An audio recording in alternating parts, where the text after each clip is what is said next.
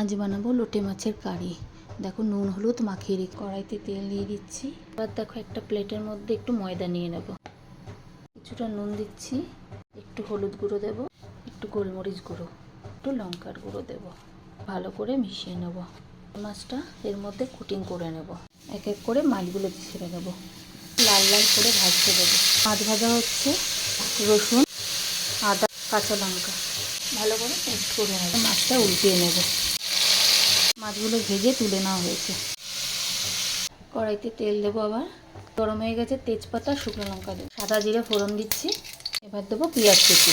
পেঁয়াজটা বাদামি করে ভাজা হয়ে গেছে। আর অ্যাড করব টমেটো, লবণ অ্যাড করছি, পরিমাণ মতন হলুদ, জিরে গুঁড়ো অ্যাড করলাম ও মশলাটা কষানো হয়ে গেছে। এবার জল অ্যাড করবো।